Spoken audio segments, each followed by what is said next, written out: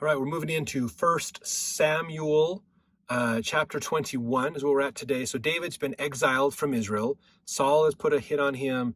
He's lost his wife to another man. Saul made his daughter marry somebody else. So he broke up his family, gave David's family to somebody else. David's kin, his brothers and their families have all fled as well. We got some crazy stuff going on. So David gets help from Ahimelech, the priest. He eats the shewbread. He goes to Gath where he pretends madness. So this is going to be an interesting one to see how this works out. Verse 1, then David came to Nob to Ahimelech, the priest. And Ahimelech was afraid at the meeting of David and said unto him, why art thou alone and no man with thee?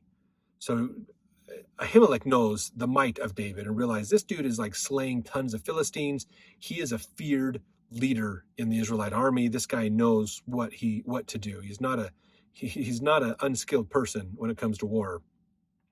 Ahimelech's a little afraid. He probably knows David's got a hit out for him, that the king wants him dead as well. Verse 2, and David said unto Ahimelech the priest, the king hath commanded me a business, and hath said unto me, let no man know anything of the business whereabout I send thee, and what I have commanded thee, and I have appointed my servants to such and such a place.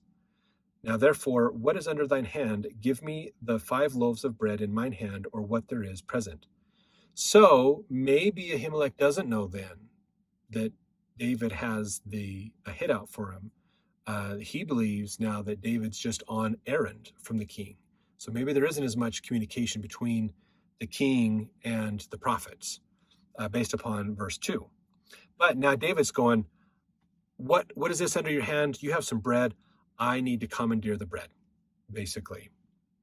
Verse 4, and the priest answered David and said, there is no common bread under mine hand, but there is hallowed bread, if the young men have kept themselves at least from women. In verse 5, and David answered the priest and said unto him, of a truth women have been kept from us about these 3 days since I came out, and the vessels of the young men are holy, and the bread is in a manner common, yea, though it were sanctified this day in the vessel. So the priest gave him hallowed bread, for there was no bread there but the shewbread, and that was taken from before the Lord, but Lord, to put hot bread in the day when it was taken away. So he took the bread. This is the shewbread that's blessed and in the tabernacle of the congregation, in the inner part for the offering, basically that stays there on that table opposite from the candlestick. Remember, so David is commandeering it, basically saying, I and my men that are out here hiding need the bread. We need to take it.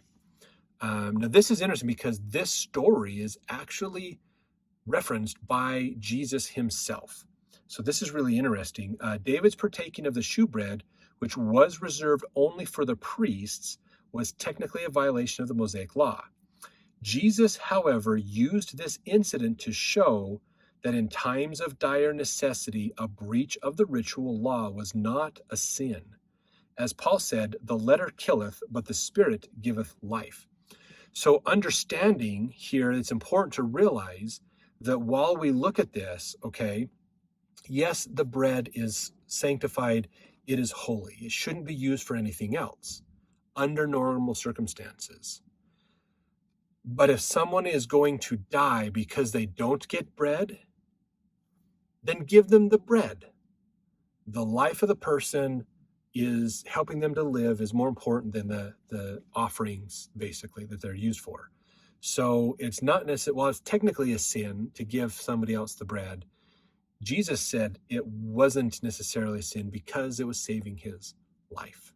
He was hungry, he was starving, famished, needed sustenance to help him out, basically.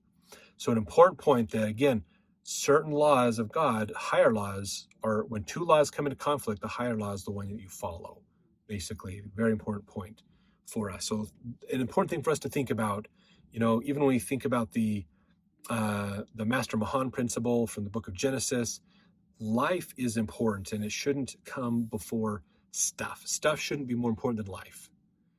That's an important point for us to understand with this. And that's what's going on here, basically, as well.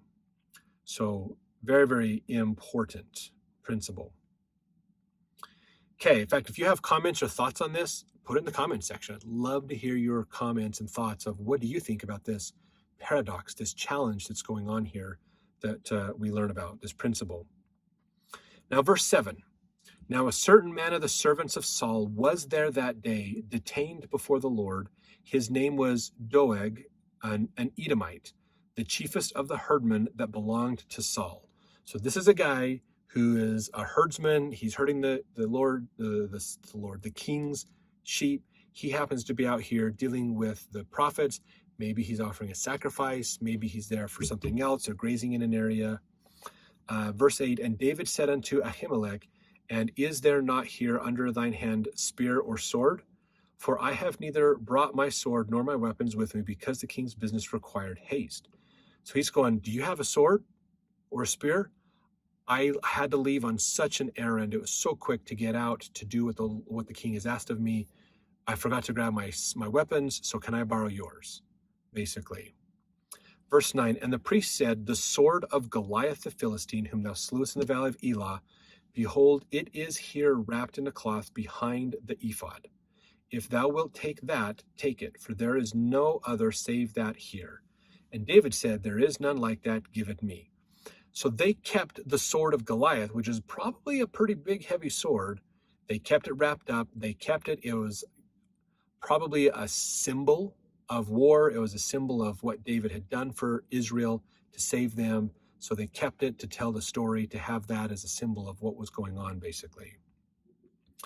Verse 10, and David arose and fled that day for fear of Saul, and went to Achish, the king of Gath. And the servants of Achish said unto him, is not this David, the king of the land?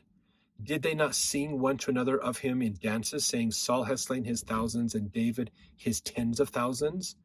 So they realized the reputation of David, and they're like, isn't this him? This is the one that slew Goliath. This is the dude that kills like tons of people. He is the great warrior of Israel. Verse 12, and David laid up these words in his heart and was sore afraid of Achish, the king of Gath. He's afraid because it's just one man. That Gath is, he's going to send his armies and take me out. This isn't good. So I'm not safe here. Verse 13, he changed his behavior before them and feigned himself mad in their hands, and scrabbled on the doors of the gate, and let his spittle fall down upon his beard. Then said Achish unto his servants, lo, ye see the man is mad. Wherefore then have ye brought him to me? Have I need of madmen, that ye have brought this fellow to play the madman in my presence? Shall this fellow come into my house? So David's putting on an act to convince him this is not the great warrior. This is just some guy that's gone crazy. He looks like David, but this isn't David. And so it's working. He's getting out, because they brought him to Achish, going, I think this is David. And now David's acting crazy. And they're like, no, get him out. So the king's like, get him out of here. I don't want him around. Don't want him around. Get him out of here. So that's what's going on. So let's jump into the next chapter, chapter 22, to see what's the next move that David makes to keep himself alive and going during this crazy time.